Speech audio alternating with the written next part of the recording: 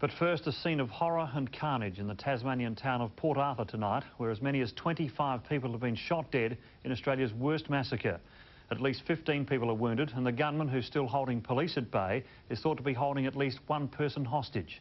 Most of the victims are reported to be tourists visiting the historic penal colony at Port Arthur. Helicopters began ferrying the injured to Hobart from Port Arthur after a gunman opened fire there this afternoon.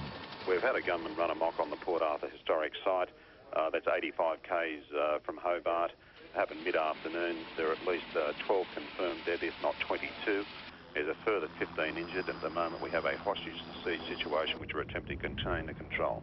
The convict ruins are a favourite with interstate and overseas tourists. It's understood those visitors have made up the bulk of those killed or wounded. Locals near the site cringed in fear inside their shops and homes as the gunman opened fire. Everyone's just freaked out. What do you understand he may have done? Kill lots of people. Any idea why? No idea. Any idea who he was? No idea. Not a local, I don't think. Do you know if any tourists have been involved? Yes, there have been. Oh, it just sounds awful. It is awful. It's very, very awful. A few minutes ago, reports put the death toll at 25 dead. It's understood the gunman is a 22-year-old armed with a machine gun. What sparked the massacre isn't known at this stage. Shockwaves around the world as the toll from the Port Arthur massacre climbs to 35.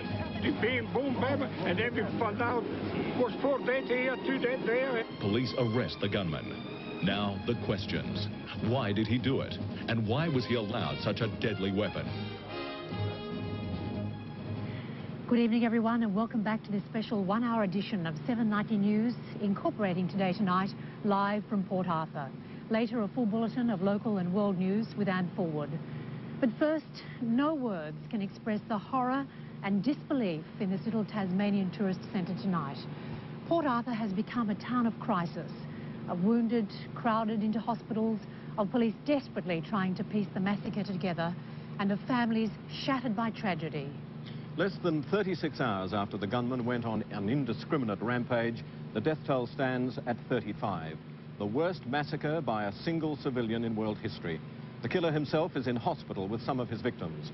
He was captured, his clothes ablaze as he ran from a burning building. The horrific massacre at the historic penal settlement began without warning. He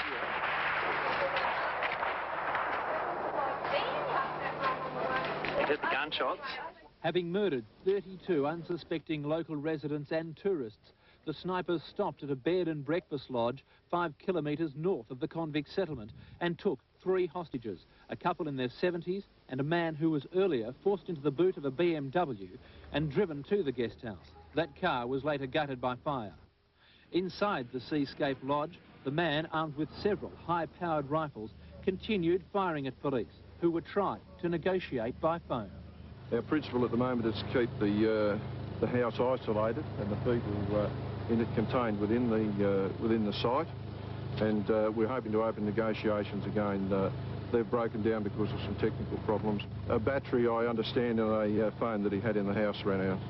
Has power to the house. It's as simple as that. Victorian Special Operations Group police flew in to surround the house, where they lay in wait until dawn. It's a pretty horrific sight from what people in there at the moment, and it'll take quite some time to work through this, so I just hope you bear with us and give us a little bit of room to move. What about the number of injured? What's the chance of the death toll to be much higher than what it already is? Well, it's very difficult to say. It's dark in there at the moment, and as I said, my people are trying to work through the site and locate anybody that has been killed other than the ones we've already found. Then, at 8 this morning, police were taken aback when they saw the Seascape Lodge burst into flames. The upstairs portion of it is on fire, and there are flames coming from partly down on the lower level, on part of it. It's starting to slowly spread, I understand. There are still shots being fired, so at this stage I've given instructions that none of our personnel are to approach the house. 30 minutes after the fire began, the gunman himself walked out of the cottage, his own clothes on fire. He was immediately arrested by heavily armed Special Operations Police. The person has been taken into police custody, conveyed to the Royal Albert Hospital, suffering from burns, no gunshot wounds. The killer was taken by ambulance to a Hobart hospital. Under police guard, his head covered. He was wheeled into casualty and will face court as soon as his doctors allow.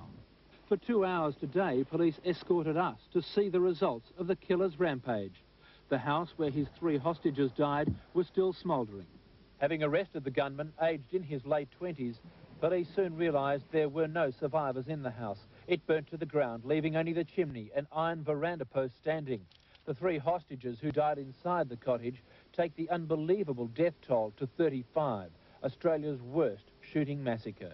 I think carnage is the simple way to describe it.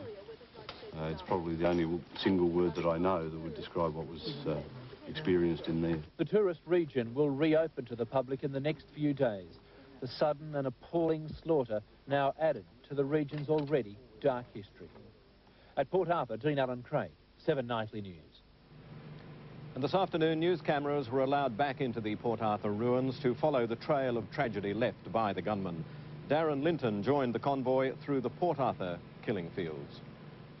The lone gunman, armed with a high-powered semi-automatic rifle, opened fire first at a restaurant in the heart of the picturesque Port Arthur penal colony.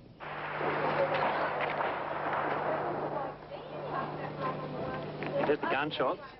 20 people died during the first terrifying minutes. Some didn't even flee, thinking the shots were part of the Sunday afternoon show. We thought the site must have been had a reenactment of some kind. We weren't told about it, but we usually are always told about it, so. Police are still formally identifying the bodies in the restaurant, and they will remain at the scene until later tonight. In a number of locations, it could be best described as 3 predominant locations within the restaurant. Some still at tables? How would you say? Yes, there were some still at tables, appearing as though they were still eating their meal. The rampage continued as the gunman set his sights on a bus nearby. He shot a passenger through the front window and 3 other people standing outside. It's not make-believe, it's real. I've seen bodies. It was here as the gunman drove out of the park that he shot dead a mother and her 2 children, sisters aged 3 and 6. Police came across the body of a woman and her 3-year-old daughter lying on the roadway, and the body of the 6-year-old daughter was behind the tree. It's our understanding that the mother was carrying the 3-year-old baby when they were both shot, and the 6-year-old ran away trying to escape and was shot in the process. The children's father later arrived distraught at the police command post. By now, police and other emergency services were on their way to the scene, treating the many wounded as best they could and trying to limit the carnage. It's horrendous, catastrophic. It's just beyond even thinking about, particularly anywhere, not let alone Tasmania. But more blood would be spilled. At the toll gate marking the entrance to the park, bloodied blankets mark the spots where 4 men died, apparently shot for their BMW, after the gunman abandoned his yellow Volvo on the side of the road. Everyone's just devastated. I suppose everyone has lost a friend, I suppose, in this. Everyone knows everyone on the pension. By now, police had begun evacuating the area, including this crowded restaurant 10 minutes away. Well, we had a call about 2:30 saying that there was a gunman going rampage and had shot at that stage 25 people who was coming our way, and for us to stay away from our windows and to be aware of what was happening. So we actually had to call our 30 people we had in the restaurant at that stage, let them know what was happening, and most of them rushed upstairs into the house and in terrible fright and up the back into the bushes. It was quite a horrific experience. 1 more person would die. In Port Arthur, a woman leaving the general store shot through the front windscreen of her car. The 29-year-old gunman then drove to the Seascape Bed and Breakfast to play out the final chapter in his grisly saga. In a few short minutes, he'd left behind 32 dead and 16 wounded, even pausing to fire on helicopters, attempting to rescue the injured. Making it harder to accept the carnage is the fact that there is still no motive, no inkling as to why the gunman visited this horror on a quiet Tasmanian community.